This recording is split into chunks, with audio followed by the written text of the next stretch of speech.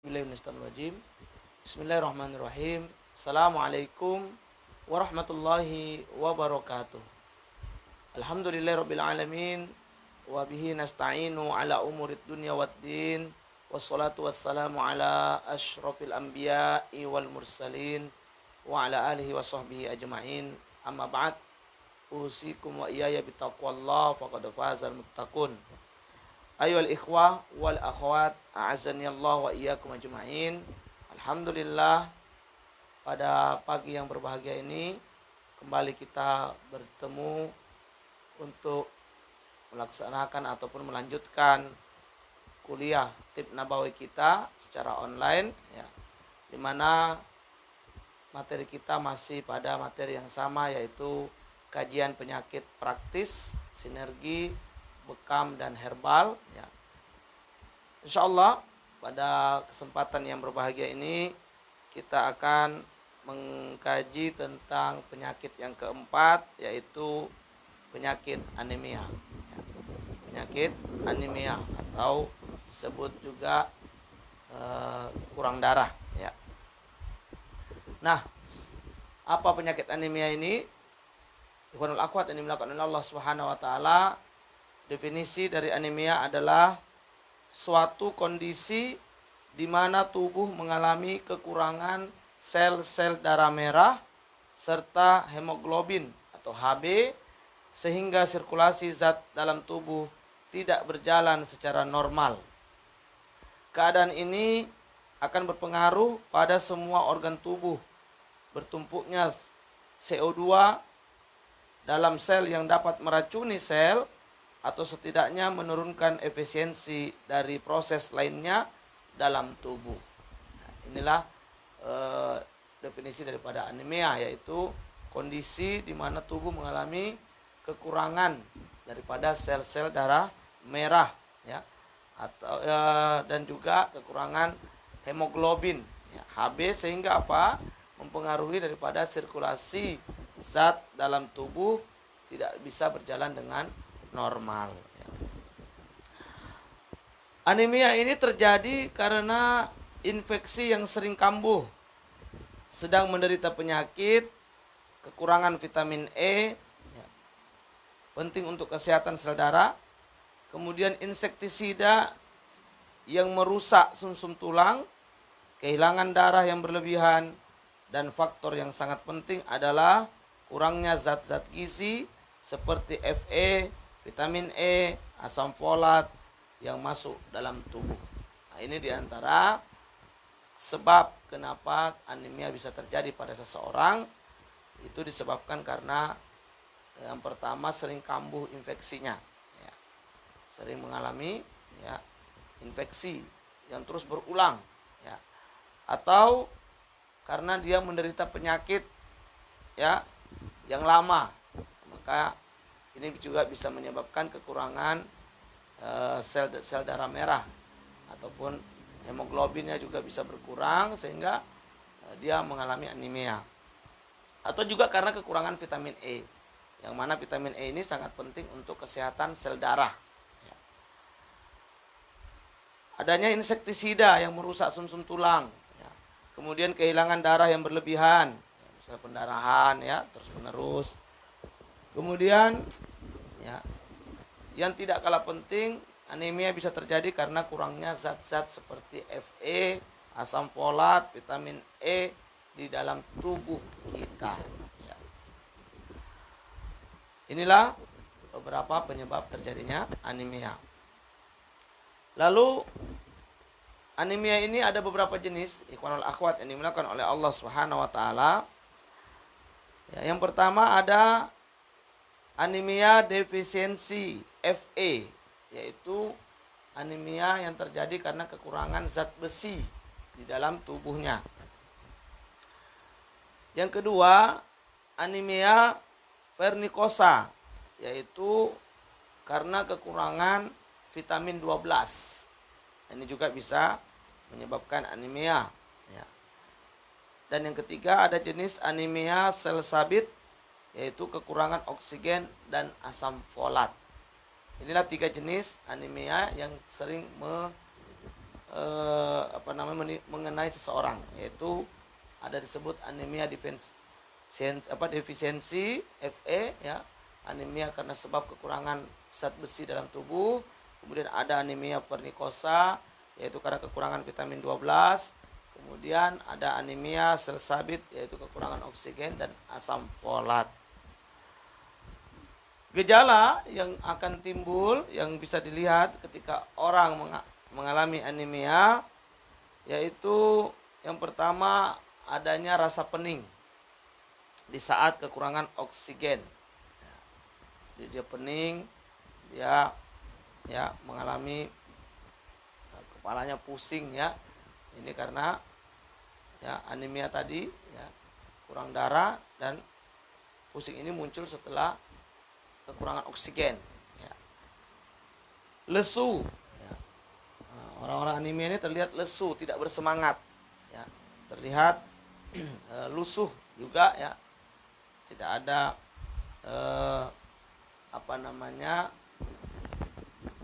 istilahnya, bahasanya itu nggak ada aura ya, semangatnya itu nggak ada ya, lesu aja ya, lemah ya. Nah, kemudian dia mudah lelah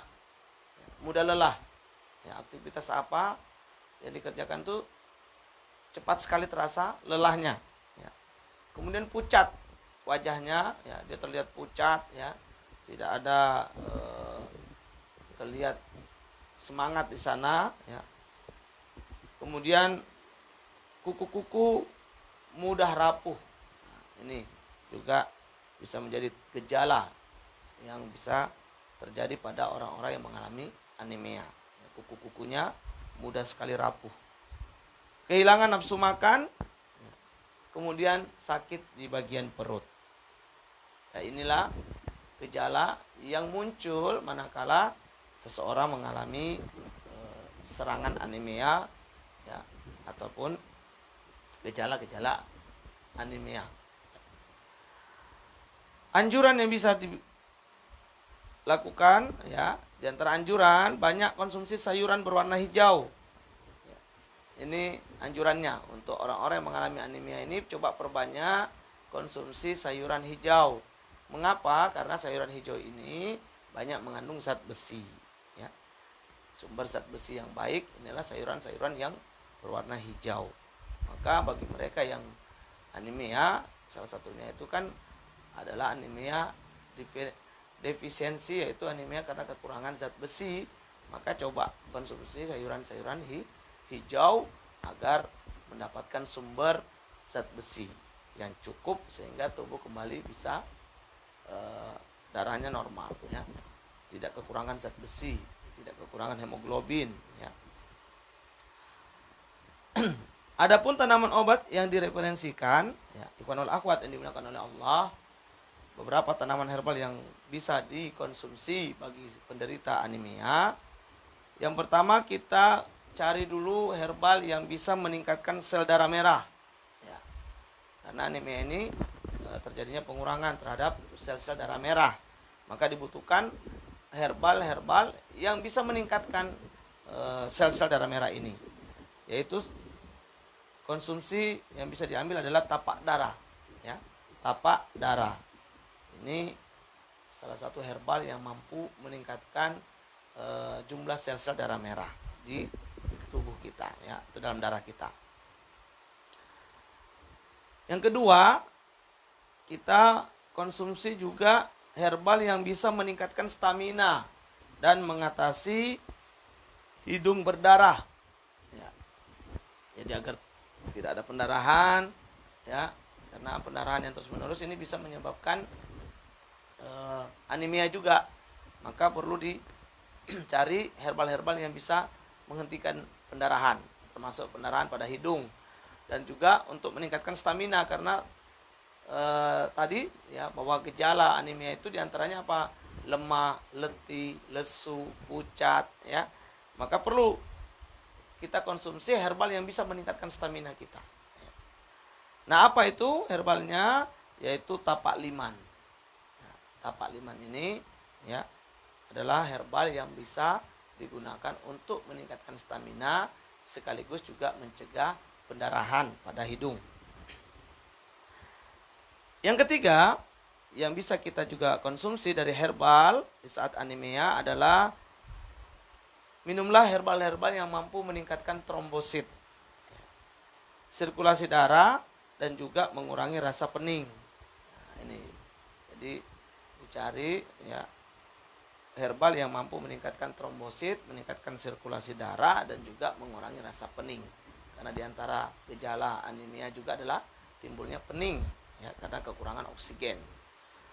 Nah, apa yang bisa kita konsumsi yaitu herbal yang namanya angka. Ya, angka. Ya, ini bisa dikonsumsi secara rutin untuk peningkatan trombosit ya, dan juga peningkatan sirkulasi darah dan menghilangkan rasa pening akibat anemia tersebut. Yang keempat, tanaman obat atau herbal yang bisa dikonsumsi bagi penderita anemia adalah mengatasi mudah lelah dan memperbaiki stamina. Ini mirip dengan herbal yang kedua, tapi herbal yang kedua itu ada fungsi penghentian pendarahan. Nah, yang keempat ini fokus kepada mengatasi mudah lelah dan meningkatkan stamina atau memperbaiki stamina. Apa itu? Kita konsumsi kurma dan spirulina. Nah, ya, kurma dan spirulina. Ini penting ya. Atau bisa juga dengan sari kurma, ya, sari kurma. Nah, inilah diantara tanaman-tanaman obat ataupun herbal-herbal yang sangat baik untuk dikonsumsi bagi mereka-mereka yang sedang mengalami kondisi gejala anemia atau terserang penyakit anemia ini. Ya. Ada 4 ya herbalnya, ya, yang masing-masing memiliki fungsi untuk mengatasi segala jenis gangguan ataupun gejala yang ditimbulkan akibat anemia, yaitu ya ada herbal untuk meningkatkan sel darah merah seperti tapak darah, kemudian ada herbal untuk meningkatkan stamina sekaligus mencegah pendarahan yaitu tapak liman, kemudian ada herbal untuk meningkatkan trombosit dan juga sirkulasi darah serta mengurangi rasa pening, itu adalah angka. Kemudian herbal yang terakhir, herbal yang bisa mengatasi mudah lelah dan memperbaiki stamina yaitu kurma dan spirulina. Ini herbal-herbal yang bisa kita konsumsi. Ikhwan wal akhwat yang dimuliakan oleh Allah Subhanahu wa taala. Berikutnya adalah pantangan apa yang harus diperhatikan bagi para penderita anemia ya, agar anemianya tidak menjadi parah dan juga tidak berkepanjangan. Di antara hal-hal yang perlu diperhatikan sebagai pantangan adalah yang pertama, hindari konsumsi makanan yang banyak mengandung lemak jenuh. Ya. Jadi makanan-makanan yang lemak jenuhnya tinggi ini ada baiknya dihindari dulu, ya, dikurangi. Ya. Nah, kemudian selanjutnya usahakan pula untuk menghindari makanan yang mengandung lemak trans dan terhidrogenasi. Ya, ini juga dihindari. Ya. Yang ketiga, hindari juga makanan cepat saji seperti makanan kaleng, mie instan, dan lain-lain. Ya, ya, jenis-jenis makanan fast food lah, ini juga dihindari. Hindari gula, hindari alkohol, hindari kafein. Ya, jadi orang-orang anemia jangan terlalu banyak konsumsi gula, jangan terlalu banyak konsumsi apalagi alkohol. Ya, jelas sekali alkohol ini berbahaya. Sekali lagi, ikhwan wal akhwat yang dimuliakan oleh Allah, alkohol ini adalah ya minuman paling berbahaya yang harus kita hindari. Ya. Kemudian kafein, ya, yang ada pada kopi atau pada teh. Kemudian jauhi juga makanan yang olahan, terutama yang digoreng. Ini harus dihindari, harus dicegah ataupun diusahakan untuk tidak sering mengkonsumsi olahan-olahan, ya, makan olahan seperti gorengan. Ini perlu untuk membantu agar anemia itu tidak berkepanjangan. Ini beberapa pantangan, ya, insyaallah pantangan-pantangan ini jika diusahakan untuk kerjakan, ya dijaga, maka insya Allah ya, anemia ini akan segera berakhir, apalagi kalau dibantu dengan herbal-herbal yang disebutkan tadi ya. Lalu apa terapinya secara bekam? Maka untuk orang-orang yang mengalami gangguan anemia ini ya, jika itu anemianya akut ya, kurang darahnya sangat berat sehingga dia tidak bisa lagi dikeluarkan darah ya, maka yang kita lakukan adalah kop kering ya, atau disebut kop luncur ya, yaitu ditempelkan kap bekamnya pada punggung ya, dari atas ke bawah kiri kanan, lalu kemudian diluncur ya, seperti orang yang diberikan pijatan lembut. Nah, ini terus sekitar 5-10 menit untuk memberikan relaksasi agar sirkulasi darahnya menjadi lancar ya, agar sirkulasi darah menjadi lebih lancar kembali ya. Jadi kop luncur ini kalau anemianya akut ya. Adapun kalau anemianya masih gejala-gejala awal, maka ini bisa dibekam ya, dengan mengeluarkan darah untuk membantu mengeluarkan lemak-lemak darah yang menghalangi sirkulasi darah itu menjadi lancar ya, sehingga darah bisa baik sirkulasinya, oksigen bisa tercukupi sehingga badan kembali fit ya. Nah, ini bisa diambil misalnya untuk kasus anemia ini ya, tetap kita bekam di area kahil ya misalnya, kemudian bisa juga leher, akdain, bisa juga di pinggang ya. Tidak perlu banyak-banyak, mungkin sekitar 5 titik ya kita ambil untuk membuat darah bisa kembali lancar karena ditariknya lemak-lemak darah yang tidak diperlukan dan juga zat-zat yang mengganggu sirkulasi darah menjadi lancar itu. Nah, namun kalau akut maka cukup dengan kop kering atau kop luncur di area punggung. Ya. Kemudian ya, sinergikan dengan herbal-herbal yang kita sudah sebutkan tadi, yaitu ada angka, ada tapak darah, ada tapak liman, dan juga sari kurma plus spirulina. Ini diantara solusi yang bisa diberikan bagi para penderita anemia. Ikhwan wal akhwat yang dimuliakan oleh Allah Subhanahu wa taala ya. Maka jika kita mengalami ini ya, anemia ini, jangan terlalu panik ataupun takut ya. Hal-hal yang bisa dilakukan ya, insyaallah sangat mudah, tidak begitu sulit ya, tidak begitu rumit ya.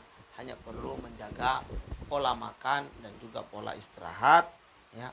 Orang yang anemia ini jangan sampai terlalu kelelahan dalam aktivitas ya, karena bisa saja dia hoyong dan lalu pingsan ya. Kemudian ya, konsumsilah makanan-makanan yang memang mampu memberikan nutrisi yang cukup, khususnya untuk mencukupi apa yang dibutuhkan oleh darah berupa zat besi ya, berupa asam folat ya, dan juga berupa vitamin-vitamin seperti vitamin E dan vitamin 12. Ini sangat dibutuhkan oleh tubuh. Maka kita konsumsi makanan-makanan yang bisa mencukupi itu ya.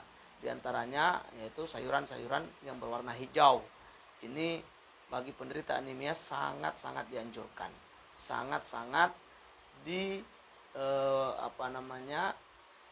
diharapkan untuk banyak-banyak mengkonsumsi sayuran hijau tersebut.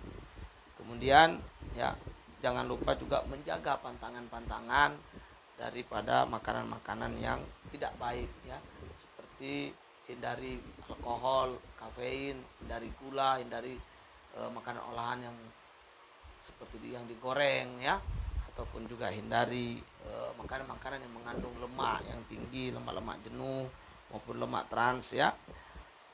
Kemudian juga hindari makanan-makanan cepat saji seperti makanan kaleng ya, mie instan, dan makanan-makanan cepat saji lainnya ya. Kemudian jangan lupa untuk melakukan terapi, yaitu terapi kop luncur ya bagi penderita anemia akut, dan bisa juga dengan bekam basah bagi penderita gejala anemia yang awal ya. Ini masih bisa ya, insya Allah. Kita di sini alhamdulillah di tempat kita beberapa kasus anemia sudah kita terapi dengan bekam dan sangat baik hasilnya. Lalu kita padukan dengan herbal yang bisa meningkatkan kembali sel-sel darah merah ya, meningkatkan kembali stamina ya, dan juga sirkulasi darahnya ya. Nah, diantaranya tadi ya, jangan lupa teman-teman ikhwanul akhwat yang dimuliakan oleh Allah, silakan cari herbal-herbal seperti angka, tapak darah, tapak liman, dan sari kurma, juga spirulina. Alhamdulillah spirulina ya, sari kurma ini sudah banyak ya di